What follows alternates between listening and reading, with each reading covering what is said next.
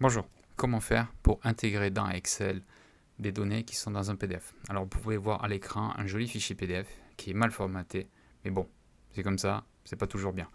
On fait comme on a, qui, est, qui a plusieurs pages, il en a même 7.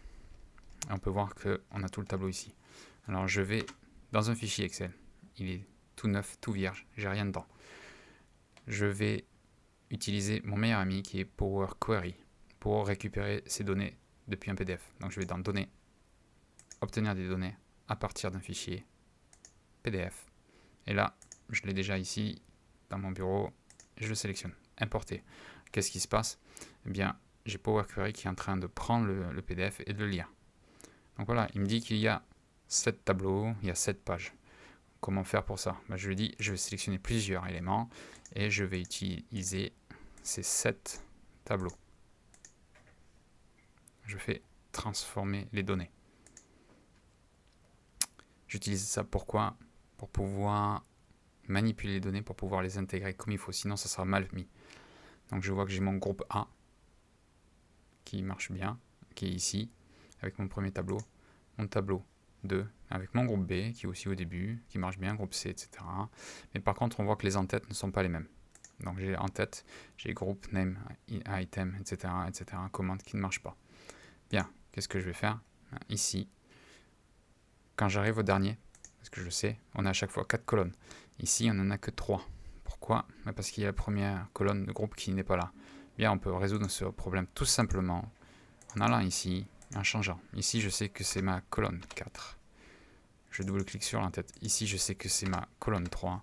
Et ici, je sais que c'est ma colonne 2. Entrée. C'est bon. Et ici, comment résoudre le problème? C'est pas vraiment un problème, c'est vraiment ce que je veux. Mais ça me pose un souci, parce que ça n'a pas les mêmes noms que tous les autres tableaux. Donc ce que je vais faire, c'est que je vais utiliser les en-têtes comme étant ma première ligne. Donc ici on a un bouton utiliser la première ligne pour les en-têtes. Non, c'est l'inverse. C'est utiliser les en-têtes comme première ligne. Et là j'ai colonne 1, 2, 3 et 4. Bien. Eh bien, qu'est-ce que je vais faire maintenant? Je vais les fusionner. C'est pas exactement fusionner. Je vais ajouter les requêtes. Chacune de ces tables sont des requêtes. Donc je dis ajoute les requêtes. Donc comment je fais? Ajouter les requêtes. Et je veux que ce soit comme étant une nouvelle requête. Donc là, il est en train de me dire, tu veux ajouter 2 tables? Non, je veux beaucoup plus que 2. En fait, je veux toutes ces tables. Je fais Shift, sélectionne toutes les tables avec un clic gauche et ajouter. 1, 2, 3, 4, 5, 6, 7. Autant garder le même ordre. Et OK. Et qu'est-ce qui se passe? Il m'a ajouté une nouvelle requête qu'il appelait, bizarrement, ajouter. Bon, moi je vais utiliser un autre nom. Données PDF. Je suis pas très créatif non plus. Et maintenant, j'ai toutes mes tables qui sont en une. Parfait, c'était exactement ce que je voulais. Le petit changement, c'est que maintenant, il faut que je remette cette ligne, la première ligne, en tant qu'en-tête. Utiliser la première ligne pour les en-têtes. J'ai juste à cliquer sur ça. Et maintenant, ça marche. J'ai bien tout ça. Je n'ai plus qu'à prendre toutes ces requêtes, les sélectionner et supprimer. Oui, je ne peux pas les supprimer puisqu'elles sont utilisées pour pouvoir les ajouter. Si je les supprime, c'est vrai, je ne pourrai pas le faire.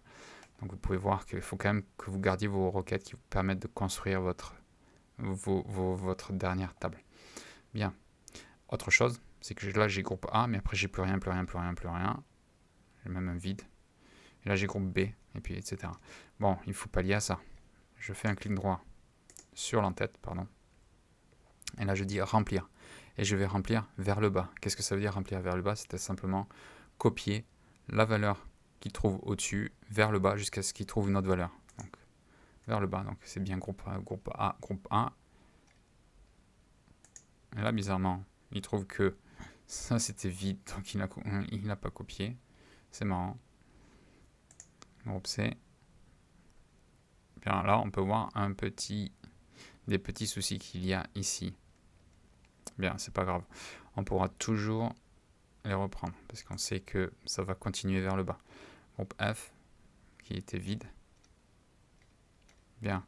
Et si maintenant je refais encore une autre fois, je pense que ce vide, en fait, il l'a importé, mais pas en tant que vide, il l'a importé en tant que avec quelque chose dedans, peut-être un espace ou quoi que ce soit. Donc, si je refais un clic droit et que je redis remplir vers le bas, ça peut marcher comme ça ne peut très bien pas marcher. Voilà, ça va pas marcher. Donc c'est vraiment des valeurs qu'il voit. Très bien, soit on va le laisser comme ça. On va la traiter autre part dans Excel, dedans. Bien, maintenant j'ai fini. J'ai toutes mes données presque propres.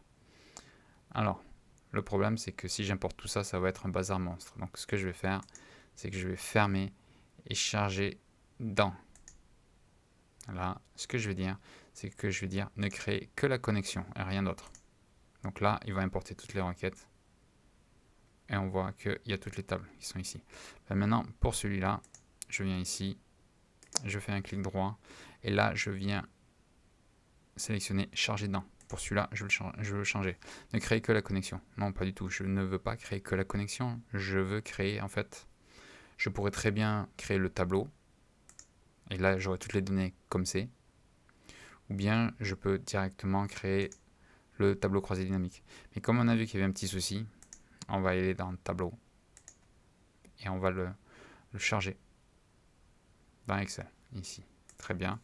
Alors, bizarrement, si je fais CTRL flèche bas, je vais jusqu'à tout en bas. Mais pourtant, j'ai des cases vides.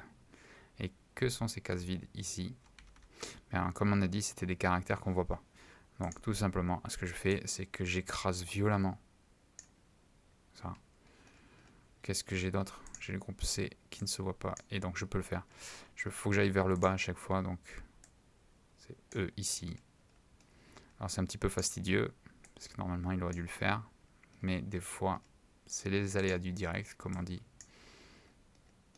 Ça marche pas comme il faut. Très bien, maintenant j'ai mon tableau de données. Et bien, maintenant, je peux créer tableau croisé dynamique. Je fais un tableau croisé dynamique. Et là, quand je regarde la feuille 1, je peux voir que je peux classer par groupe. Et pour compter le nombre, j'ai pas besoin d'avoir les items, mais je peux compter le nombre d'items. Pour avoir le nombre par groupe. Je peux le classer par les commentaires, parce que les commentaires sont très répétitifs et très identiques. Donc si je vais dans Group Name et Number of Items, ben je vois que pour chaque item, j'ai eu la somme comme c'était indiqué. Ou bien ce que je peux faire, c'est que je peux voir par rapport aux commentaires. Et je peux même enlever le groupe. Et j'ai les informations comme un vrai tableau dynamique, croisé dynamique. J'ai les informations qui sont classées.